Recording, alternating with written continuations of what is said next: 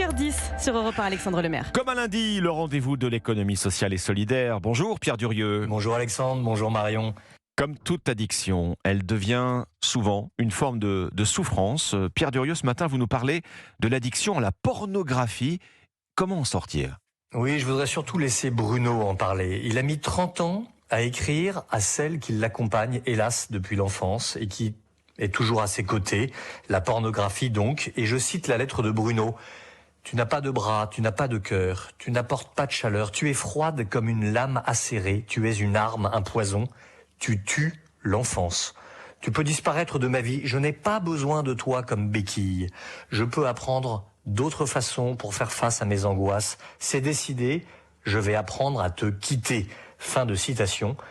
44 ans, Bruno se rend compte que quelque chose cloche dans sa vie.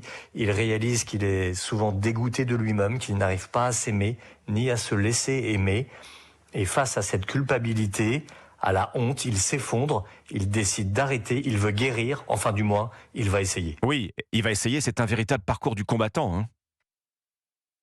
Et tout à fait. Heureusement, il n'est pas seul. C'est le CEFRAAP qui l'accompagne. CEFRAAP pour Centre francophone de ressources et d'accompagnement de l'addiction à la pornographie. Grâce à eux, grâce au groupe de parole, il a rencontré d'autres personnes qui partageaient les mêmes questions que lui et il a été soigné par des professionnels. C'est le but que s'est donné le CEFRAAP, faire reconnaître cette nouvelle addiction, soigner les usagers qui présentent un syndrome addictif, mais surtout former des professionnels de santé à ce sujet. Alors justement, Pierre, est-ce qu'il y a assez de professionnels de santé en France pour la traiter, cette pornodépendance ? Aujourd'hui, presque aucun professionnel de santé n'est formé sur ce sujet. Le CEFRAAP ne peut plus prendre en charge de nouveaux patients par manque de disponibilité de ses cliniciens. Aujourd'hui, un Bruno qui s'effondre aura du mal à trouver un psychologue formé pour l'épauler.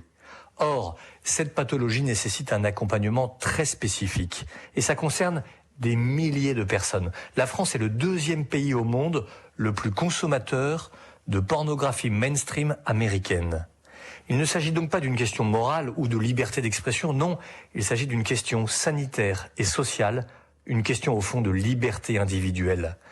Car il faut accompagner la parole, soigner tous les Brunos à sortir de la solitude, de la culpabilité et du mensonge de l'addiction. Comme un lundi sur Europe 1, merci Pierre Durieux.